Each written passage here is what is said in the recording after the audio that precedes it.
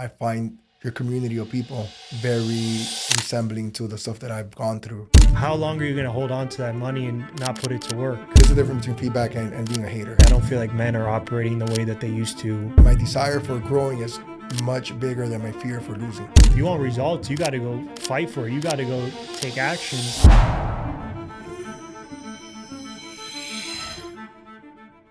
All right, Brandon. So first and foremost, welcome to the podcast, brother. Thank you for having me. Appreciate you being here today, man. For those that don't know who you are, if you don't mind just introducing yourself, the name of your movement, and kind of we could start right into what you got going on with the community. Yeah, so I'm Brandon Castro. I'm a local entrepreneur, real estate investor.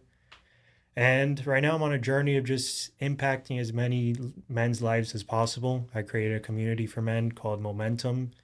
And it's really just a self-improvement community for men that are looking to become the best version of themselves. And that's in every aspect of their life. That's physically, mentally, financially, spiritually, just overall men that are tired of being stuck, complacent, and settling for average, because we all have greatness inside of us, but sometimes it takes someone else to reveal that greatness because we're so stuck in our ways and we kind of stop ourselves from achieving things because we're our worst enemy. We'll look in the mirror and we'll talk down on ourselves. We'll tell ourselves 100 reasons why we can't do something.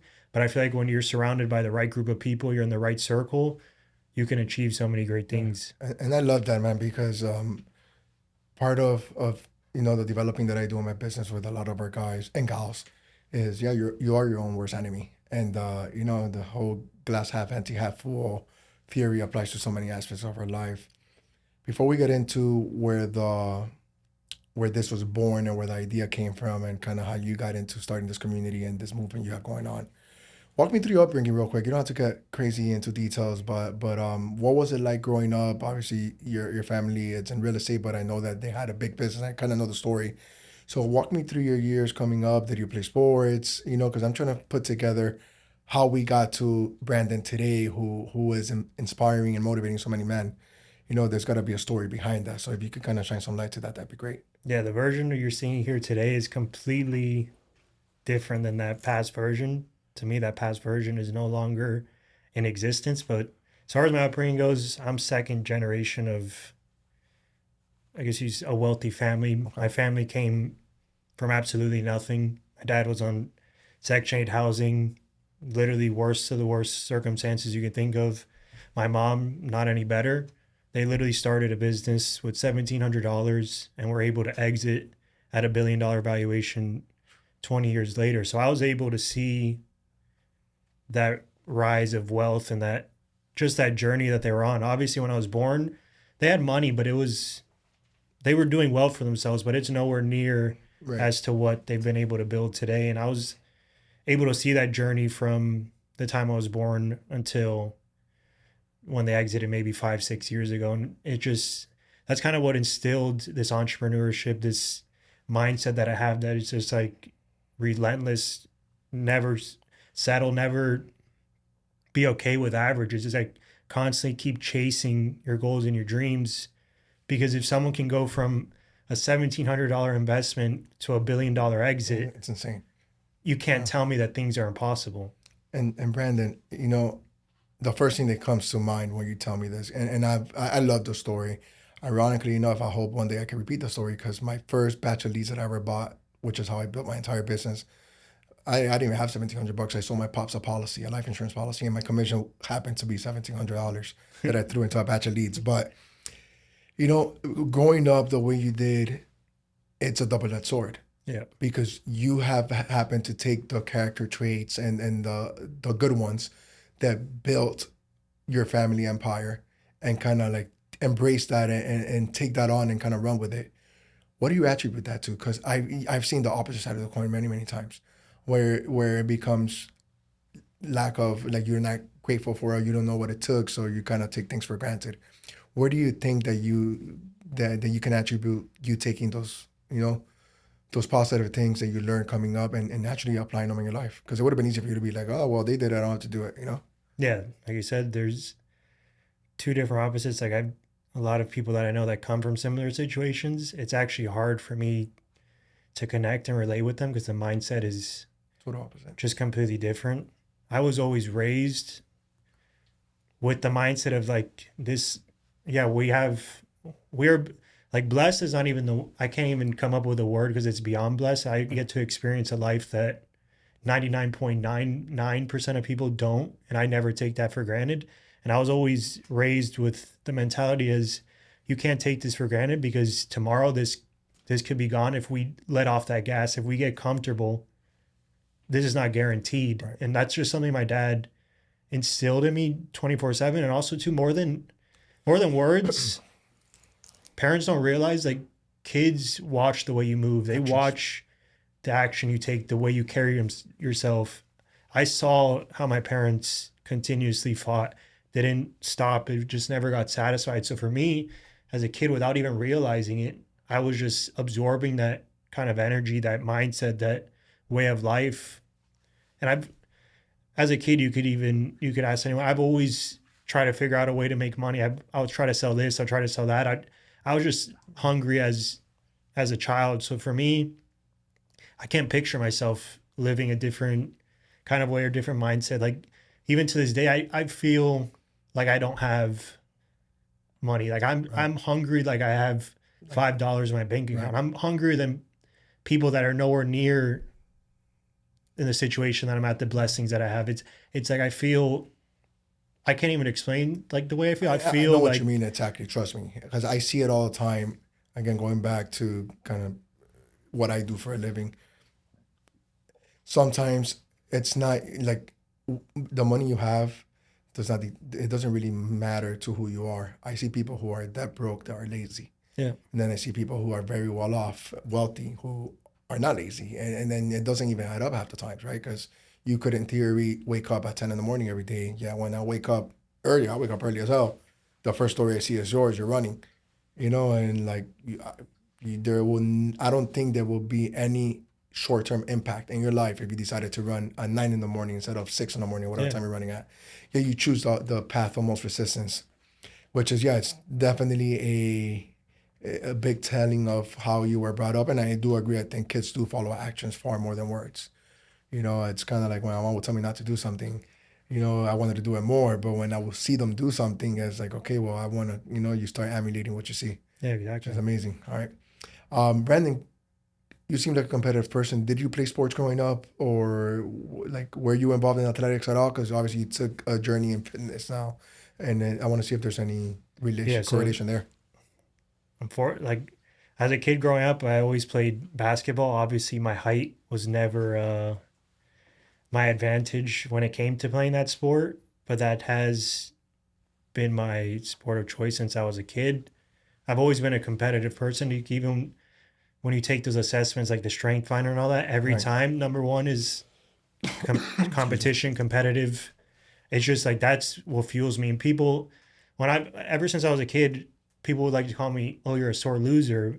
But like the way I look at it, I'm not a sore loser. I just don't enjoy losing. If I'm going to play, I'm playing to win. I'm upset. Not upset that you won. I'm upset that I lost. Right. It's completely that you didn't win. Yeah. It's me versus me. It's not even. I'm not even worried about competing with you. I want to make sure that I'm actually like taking it to that next level. I can relate to that, man. I get told all the time that I'm doing with my son. My son just turned 4, and he hates losing. Yeah.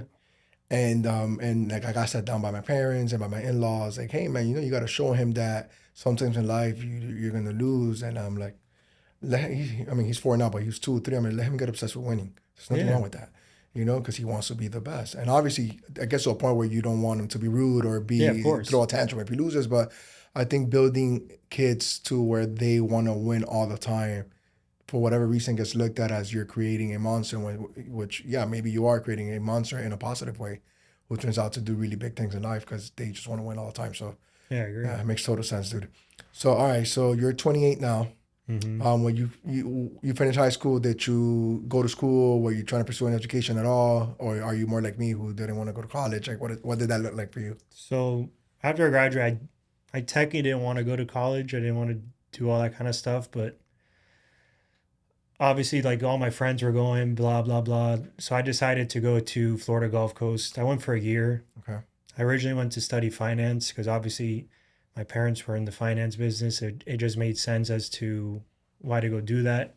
That was not my passion. I didn't want to go to school. I just wanted to work. But whatever, I said, yes, I'll go to school. I ended up going for a year.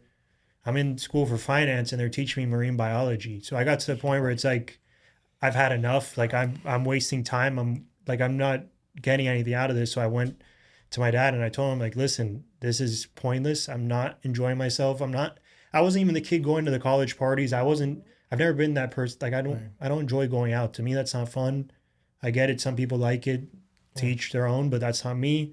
So I said, I just want to come back home and I want to work. Well, can you get me a job? Basically, like at the company they exited. And he said, fine, if you want to work, you're going to start it as an intern and then we'll figure it out from there. And we'll see if you like, I'll give you the opportunity. If you want to go back to school after your internship, you go back. But if you want to stay, you stay. So I did the internship and I ended up staying and then got involved in the sales department. And then the rest was. And well, so let's talk about that because I find that interesting, right? So you took an internship. What were you doing for him? Sales?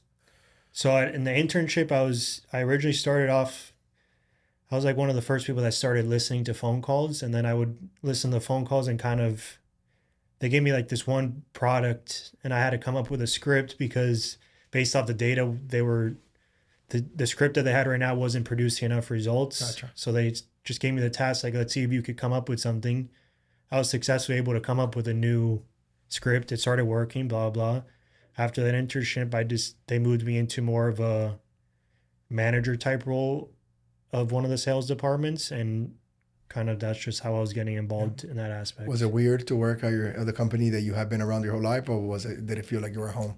It was second nature because my parents have been taking me to the office since right after school. I would go get directly dropped off at the office, and that was like my environment. I was used, everyone in the office, I knew them. They were like family. It's just like That's amazing. It felt natural in there. That's amazing, dude. All right, so I saw you made a post a few days ago where like you haven't always been in this type of shape. Walk me through at what point did you make a turn where you decided to take ownership on your own personal, obviously your health, just to kind of generalize it. And then from there, how that led to where we are today with momentum.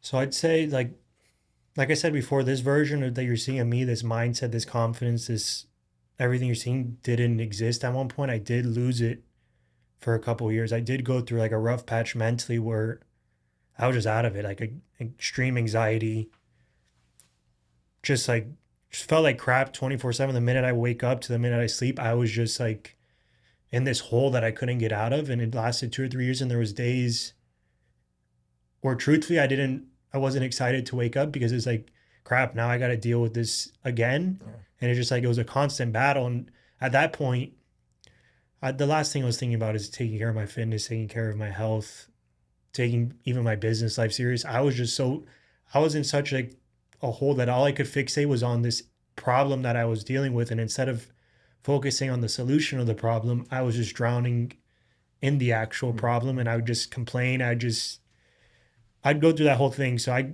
eventually, thankfully, I got out of that. Then I got into fitness, and it was the same path as everyone. You lose weight, you feel good, and then you revert back to your old ways. Right. Go back again, and then you. That terrible cycle, yeah. I did that cycle maybe 4 or 5 times, and I'd say like 2 years ago, I said, enough is enough. Like I'm legit disgusted by myself. I would avoid the mirror because I didn't even want to see myself. I wouldn't take my shirt off because I didn't want other people to see me. Right. Like there was no confidence. And to me as a man, and if you're the leader of your household and you don't have a certain set of confidence or you don't have the will to go out there and fight for your family, you're taking life for granted. And I said enough is enough. So 2 years ago, I reached out to an online trainer. I started getting serious. And it's been 2 years ago, it was a steady, slow process. It didn't happen as quick. And then I'd say about within the last year is when I really took it up a notch. That's like when I took it to a whole nother level. And I'd say even within the last 6 months, it's even more of an extreme level than 12 months ago. And that's when I realized how much this process has changed my life, because it not only changed my physical, like my body, and it gave me confidence. But my whole mindset completely shifted and turned me into a different person. Like I feel like I'm on fire 24/7. I wake up at 4:30 You and feel I'm invincible. excited because when I'm out on that run at 5 a.m., 5:30, and it's pitch black and I know everyone else is sleeping in their warm beds, I love that feeling because I know I'm outworking them. And most people are going to hear this and say, oh, this guy's too extreme. Oh, he's trying to be David Goggins. But Yeah. no, that's literally just the mindset that Dude, I've I built. relate 100%, bro. You know, 2022 was the biggest year of my life in growth. And I worked out at 5 a.m. I used to go to the Legacy Fit right here in Doral. And I would post because part of, Yeah. like anything else, my idea of building a brand at the time was, well, let me just show people what I'm doing. It's kind of how you start. And I had people call me and tell me that some people call me unhealthy because I woke up too early. Some other people call me stupid. And then there was a selective few that were like, I love what you're doing, keep it up. You know what I mean? And did you see some of that where people are maybe, yeah, the whole like, who do you think you are? Why are you trying to be this? Still happens to this Yeah. day.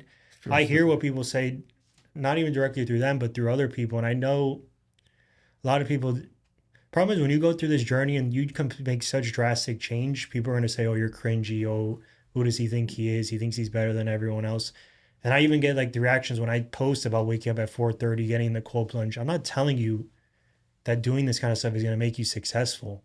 I'm just, this is my journey. This is my brand. I'm just showing you what works for me. And if Yeah. maybe, maybe it could work for you and maybe it could change your life. But for me, the extreme changes and the extreme action has completely So you see the most shifted my change. mindset. That's what fired me up and took me to a whole nother level. And a lot of people, they just can't. And the problem is, a lot of people, they'll talk bad about you, they'll be mean to you, they'll do all this stuff. And it's never about you. It's always about them and the way they're 100%. feeling inside of themselves. They just want to take it out on you to make themselves feel better. 100%, man. I get people all the time, even now. Hey, man, so when you're in the podcast, I think you should do this instead. Or when you're doing content, why don't you try that? And it's always the people, and it's the same people, that were telling me that I shouldn't wake up at 4 o'clock in the morning, or the ones that are not doing anything. Because by no means, man, I'm open for any feedback. And if you give me feedback, I love what you're doing. I'm going to, take the feedback and try to correct whatever I can. But there's a difference between feedback and being a hater, and you have to kind of be in that zone to understand. Yeah. So I can completely relate. And funny enough, the reason why I woke up at 4:30, Brandon, not even 4, okay, let me rephrase. I had to leave my house at 4:30 to be there by 5. I woke up at 3:50. That was my alarm, but I was kind of snoozing my way to like 4:15, roll out of bed and leave hauling ass. I just saw somewhere, I didn't even read it. I saw somewhere that the Jeff Bezos, like the most successful people in the world, run like X amount of miles at 5 o'clock in the morning, at 4:30 in the morning. That Bill Gates still has a crazy workout at 4:15 in the morning every day. And I'm like, bro, these people are doing that. I gotta do the same thing. I mean, there's no reason why my broadcast that's got nothing to lose is gonna just sleep till 8. And it was the biggest year in my life, Brandon, because to your point of people sleeping in their warm fuzzy beds, by the time most of the people that I compete with were waking up, I'd already worked out, showered, meditated, watched TV, ate breakfast, all this by like 7 o'clock in the morning. Yeah. Now people are waking up. I'm like, dude, I'm ready to like I'm almost done with my day. Yeah, you had a full day before they woke I just up. have to focus on the productive things I need to do for work. While everybody's starting their workouts, because people still do the things and business hours, which is why your days get shortened. Yeah. And so yeah, I can relate 100%. And if people are hating on you, I'm sure you don't care, but you tell them, I curse a lot. So I'm trying not to curse that much, but tell them to fuck off.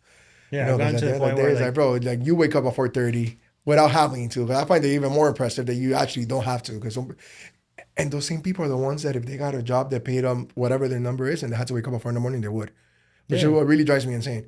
Because everybody's got a number, you know what I mean? And if you tell them I'll pay you not even $500,000, 150 grand a year, and you come in at 5 a.m., all of a sudden it's okay to wake up at 4:30. But if it's for your own growth, it's not. It's just yeah, those are the same people too that they'll say, oh, beyond me. I don't have enough time. I'm too busy. I'm this, that. If you don't have enough time, why are you sleeping in? Why aren't you waking up at 4:30 and getting those hours? You have a 9 to 5, work before 9 o'clock and work after 5. You have enough time. You're choosing not to make You time. could have 2 lives in one day.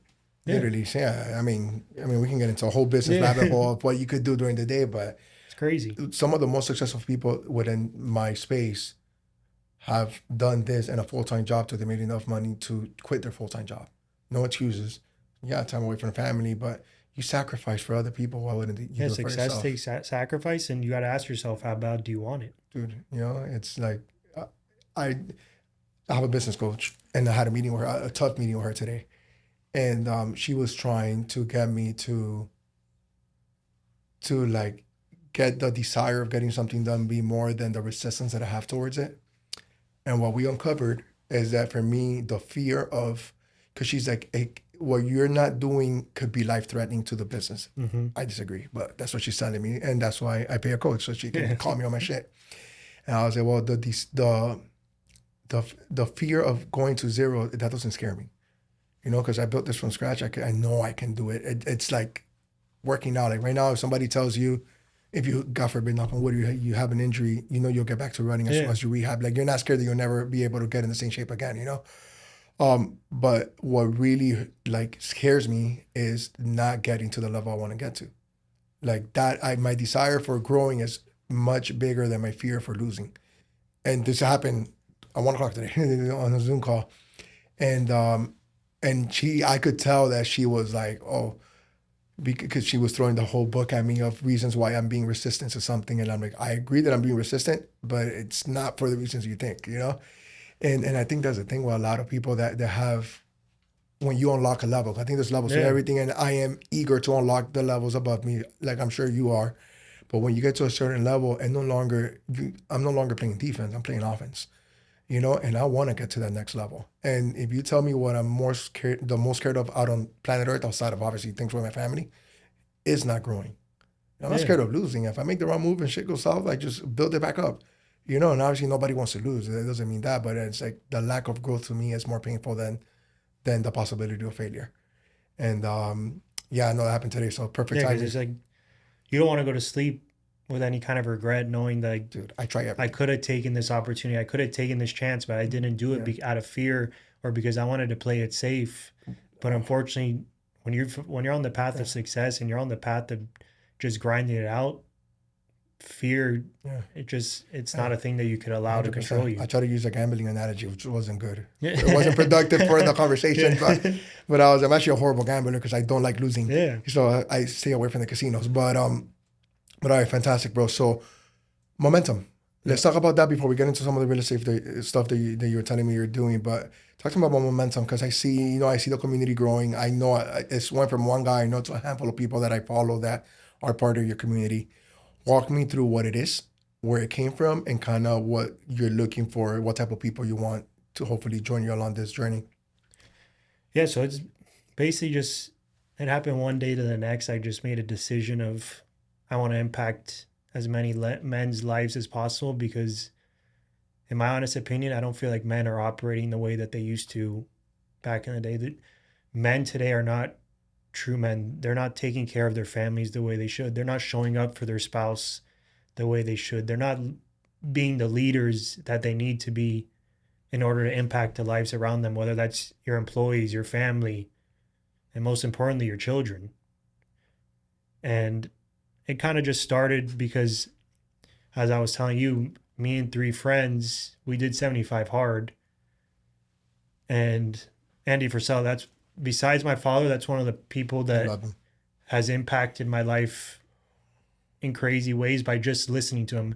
I've met him in person before, but it was a quick hi and bye, but I listened to him religiously. And yeah, for most, he might be a little too raw, too uncut for you, but that's the kind of stuff that I like. I like to just hear it how it is, and I don't want to hear the fluff. So the 75 hard, that's what it's all about, building mental toughness, getting out of your comfort zone and putting you in situations that you don't want to be in. Because when you're chasing success, and whether that be business or anything in your life, it's not about the days that you want to show up. It's how you show up on those days that you don't want to. Like for me, every single day I don't want to do certain stuff, but I've built the discipline that I show up no matter what. And that was honestly built on an extreme level when I did 75 hard with my 3 friends.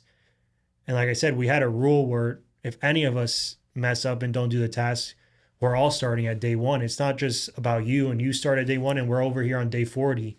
No, if you don't show up on day 35, we're all back to day 1. Did that happen? And did you guys want to kick his ass? So it almost, almost happened, and one of them showed up like last minute at night. He just pulled through and pulled came it through off. for the group. But it almost it created to me that was momentum before momentum even existed without me intentionally doing it. And after we completed those 75 days, I started thinking is like the amount of value that all four of us just gave each other. One lost 100 pounds, one lost 60 pounds, another one lost 20 pounds. And Fire. besides all that weight loss and the physical growth, all of our mindset shifted. We were not the same guys we were when we started on day one.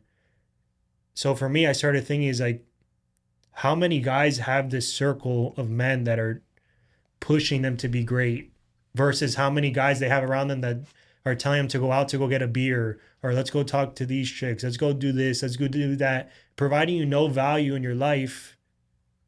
But meanwhile, if you just said goodbye to that group and started putting yourself with winners, imagine the trajectory of your life and how it starts going. So for me, it was just like, screw it. One day I was like, I'm going to create a group. I don't know what the end goal is going to be. I don't even know how I'm going to structure it. All I know is I'm going to commit to it and I'm going to do it. So I just sat down for like a couple of days, like saying like, what am I going to name this thing? I was just going day after day and it's just like, it wouldn't leave my brain. And then one day I was just like, I need something that has men in it, but I want it to be a powerful word that actually has meaning, that it's actually going to show the true meaning of what this group is. And out of nowhere, like momentum hit me because I visualized how men was in the middle of the word, and momentum is all about forward movement. It's just like constantly keep going and you don't stop, because I believe momentum is the key thing in order to reach the top, because you have to keep going. You're going to get hit by, you're going to have to run through a wall. You're going to have to run through fire. You're going to have to go over a speed bump. No matter what, you just got to keep moving forward. And that's kind of what I've been teaching these guys and trying to instill in their brain is like, you guys can't give up. I know it feels hard. I know it feels tough. And I know there's days you don't want to show up. But you got to remember, you have your kids, you have your family, you have people depending on you, and you got to want it for yourself as well.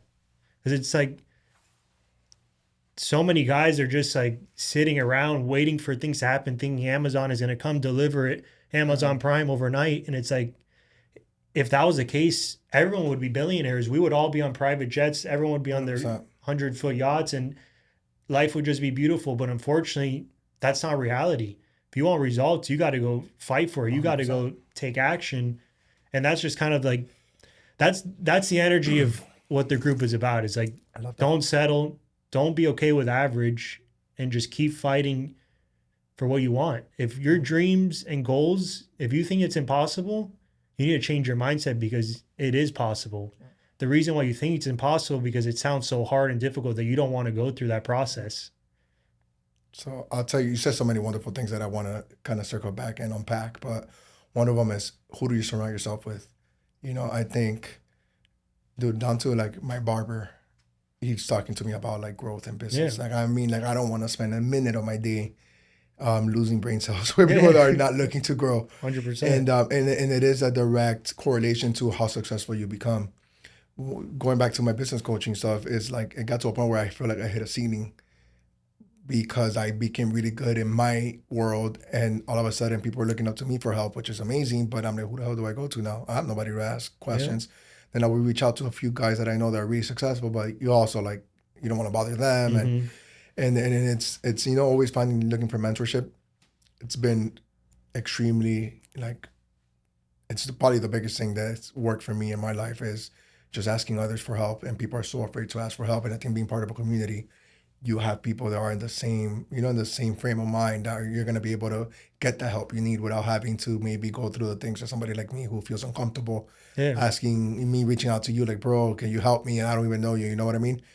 The other thing, I love the name momentum, and I talk about momentum a lot in my business. I have a line, momentum's like your credit score. It's really hard to build it, and it's really easy to fuck it up. Yep. You know what I mean? And I won copyrights for that in case you ever use it. But it is, because momentum is everything. You know what I mean? It's repetition is you building, pun intended, momentum and buying into the parts of the process that you're uncomfortable with.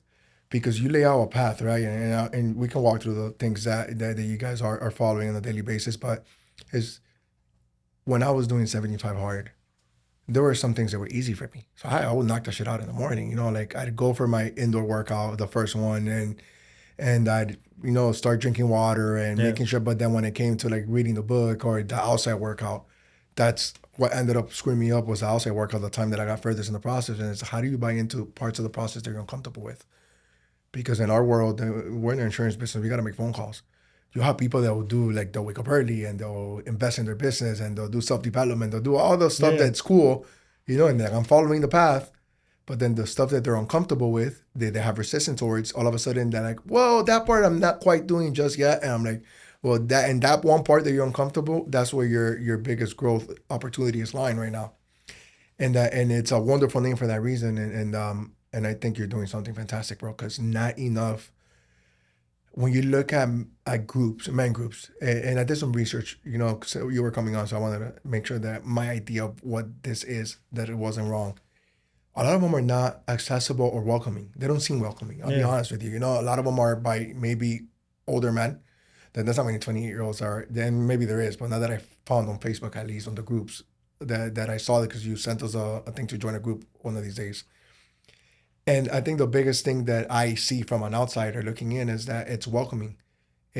I'm not concerned. If anything, I'm like, how do I go in now? Because it's not like when you have a bunch of like 50-year-old males. One of my good friends, his brother, does something called Men of War. And it's some crazy shit. You probably should Yeah. look into it, bro. These guys, like, they put like a bag over their head and they tie them up and take them to like, these are like super successful, like Yeah. wealthy people to the middle of the woods going through some like crazy boot camp military type training. And if you make it out, then now you're part of the brotherhood. And the first time I heard it, I was like, what the fuck? Hell no, you're not. Nobody's putting anything over my head. But then you realize that I think they've unlocked levels and now they're going into some crazy radical shit to unlock another level. But imagine, I'm not gonna join that stuff. Like, I'm not there. Maybe hopefully one day I get to a point where I'm so bored that I have to I don't know, torture myself to grow. But you've created something where like the average 33-year-old like me that just wants to work, make money, take care of his family, watch sports, and open more companies because he's sick in the head, that you feel comfortable joining, and then it's extremely welcoming, man. Talk to me about the community you have now. I know you're up to 40-something people. What type of people are joining? Is it mostly entrepreneurs? Is it just regular, like, people that just have full-time jobs and are heads of families, fathers? What is the dynamic like in there? And again, kind of the plans for the future, you know what I mean? Like, how do you want to grow it? I know we talked about vision, and right now it's purely out of just wanting to give back and help. Yeah. But if anything that you could speak to that, to what like the next few months, maybe even next few years look like. Yeah, it's just like, I think it feels welcoming because I genuinely want to see every man in that group succeed. I want to see them win, and I want to impact their lives. And I have zero motives, zero intentions or anything like that. I don't want to take anything from you. I just want to see you win. And that's like, for me, when I get that feeling and I know that I can impact someone's life, to me, that's better than making $1 million in my bank account. 100%. Because also too, what happens to me too is like, all right, now I'm getting surrounded by winners. Now I got to step up and level up. The pressure's on for me because now I got to, if I'm going to walk the walk, I got to really keep moving forward. And it's just like, that's just the energy I want when you get into that group. It's like you come in here, you're motivated by the energy that's in there. These guys that are in here, genuinely, they want to see each other win. When one's dealing with an issue, if one's asking a question, they are all genuinely interested in helping this person's life and getting him through that situation. And it's a true brotherhood. And there are some other groups out there that do the more extreme stuff. For me, that's not my plan or goal. I have nothing bad to say about that. Some people, that's their style. That's how they want to deal with things. And as far as what is like the group like and what kind of men are in there, I'd say you have a few that are as young as 18 years old. Wow.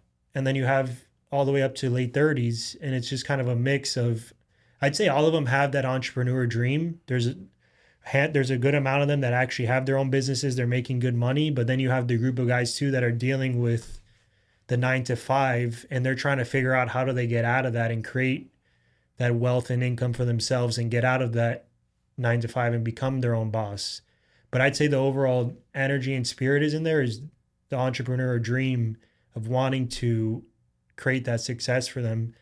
And to me, that's so exciting to be around individuals like that, because 100%. the energy is just different. Even if you are quote unquote successful, you could still learn from this person's journey. You could still give them the guidance of what they need. And to be honest with you, the most excited I am are for the people that are going to get out of that 9 to 5 and create that new path for them and their family. It's like, and it's crazy how many guys that have that 9 to 5 in the group have already completely shifted their mindset. They got out of that being stuck and feeling sorry for themselves. They're actually the ones now waking up at 4:30, creating time for themselves before and after work, getting a second job to produce more income, so now they can invest into that business they want. And it's really just a group of guys that are refusing to settle. It's like there is no excuse, and if you're not becoming successful, it's your fault. I wish you were around 5 years ago, because I was going through that shit. And I will tell you the most, in my opinion, and you might be able to attest to this because you've probably seen it, the most dangerous time for a male that's trying to figure things out, that doesn't have anything figured out, is like that late 20s to early 30s. I was a store manager in Sprint at 22 years old. I was a district manager at 24. I thought I was good. I didn't grow up with a lot of money, so making 120 grand a year to me was like, I'm good. I get to spend my money, do what I want. And from the moment I was 24 to the moment I was 28, I had no growth. And then fear set in. By the time I was like 26, 27, you start kind of like tripping out and freaking out. Like, okay, like I used to say, by the time I'm 30, I'll have X, Y, and Z. And then 25, 26, 27. At 27, at 26, I quit my DM job. At 27, I went just into sales. I got away from the retail management side of things because I figured there was more money in sales. Everybody thought I was crazy. At 28, I got my insurance license because somebody told me that the average insurance policy paid $1,000 a pop. And I was going through that. I was like, I'm not going back to a job, bro. Fuck this, no way. So $1,000 a pop. All right, if I sell 2 a week, it's 100 grand a year. That was my math. I can make the same 100 grand, and I don't have a boss, and it's a foundation for me to build. And it was rough, and I know so many people that go through that, and they go through it alone, and it sucks because you're not understood at all.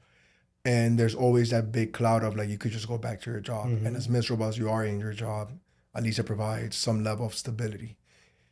Fake stability, but what seems like stability at the time, at least. And the fact that you get to push people, because I'm telling you, I was that 28-year-old stressed out of my mind, freaking 50 pounds heavier, and just trying to figure out like I don't want to be a loser, bro. Straight up. And then even though most of your friends are doing less than you, you focus on like this. If you do well in life, you're guilty of this.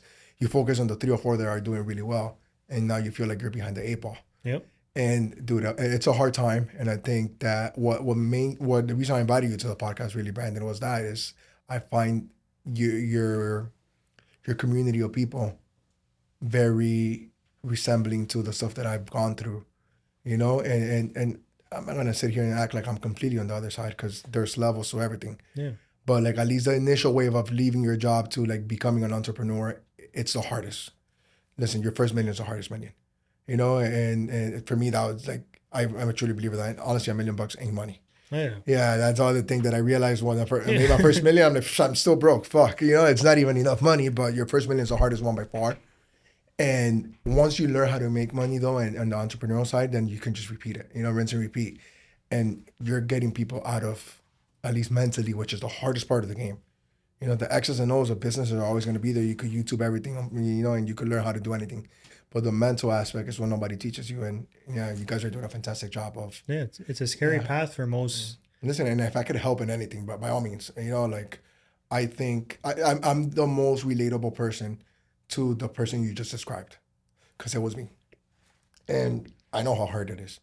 And I did that shit with no loan, I don't owe anybody $1. So it's, sweat equity. That's my favorite term. Yeah, it's just like straight, you got unlimited to that. Straight hunger. And it's like, the toughest part too is like someone in that situation, when they decide to make that change, everyone around them starts making them doubt themselves even more, because it's like, oh, you're going to leave this job that you have the benefits, you have this, you have that. And then they start trying to take them down. So not only are you fighting your own thoughts, you are fighting the outside noise that's going to even make you question this path even more, because even without those thoughts, this Instagram, Twitter, TikTok, all this shit, it makes entrepreneurship look like this easy, fun, get rich quick scheme, but people don't realize is like this is not built for everyone. You have to be mentally tough on a whole different level because you got to be ready. You're going to have more bad days than good days, and you're going to have more failures than wins. And it's just a part of the journey. It's a part of the path, and you got to build that thick skin, that mental toughness, and you got to get that momentum going, because the minute you stop, once you take your foot off that gas, the momentum stops, and now you're back at level one. Yeah. 100%. You have to just continuously keep moving forward nonstop. And the awesome part too is just like how diverse the group is too, because there's the group of the guys that are trying to get out of the 9 to 5, and there's the guys that are successful entrepreneur making a couple million a year. And it's like you get to have this ecosystem of just like a mix of just like, which is what they need. Different 100%. environments, different experiences, and it's just like it's great to see the bonds that they all get to make too. Comfortable, which I think was my biggest point. Yeah. What I was trying to talk about is for somebody who's already making some of that money, it's rewarding to give back to the ones that are not, and the ones that are not, bro. Trust me, if I could have spoken to somebody that was in my age group that was slightly ahead of me, it would have meant the world. Yeah. Because the only people I knew that were doing really well were freaking 50-something years old, and I'm like, well, I don't really relate to them. And so let's just kind of keep banging my head against the wall till eventually it works. And I love being able to bring in guest speakers that these guys would never have access to. It's like they get to speak. Your reach, they get to speak to people that they can ask the questions to. They could hear the stories of someone going from zero to where they are. To get to ask the questions when you wouldn't be able to ask that question. It's just like I try to over deliver value because I want to change these men's lives. I genuinely do. That's amazing, bro. Talk to me about, obviously, your family. You are in real estate aside from your family, which is something that probably a lot of people don't know. Talk to me a little bit about what you got going on there. What does your day-to-day look like? Are you heavily involved, or is it more of a passive that you throw money in real estate and let it sit there and grow? What does that look like for you and the family? So as far as professional life goes, I'm involved heavily into real estate. Have obviously the family's portfolio. My wife and I have our own separate portfolio that we've just been investing in over the years and kind of growing, literally just repeating the process of what my parents did, me and my wife, following the exact same steps and just repeating the process. We went from 1 duplex to now 16 units. And that obviously that didn't happen overnight. That was a 3 to 4 year process of just constantly growing and expanding. And then obviously I'm still involved with my family's portfolio, which is over 2,500 apartment units. And then besides real estate, I'm an entrepreneur. I'm involved in everything you think of: private loans, just financial products. I have a couple of startups going on. It's just like I'm the kind of person that likes. I like to be involved in multiple things.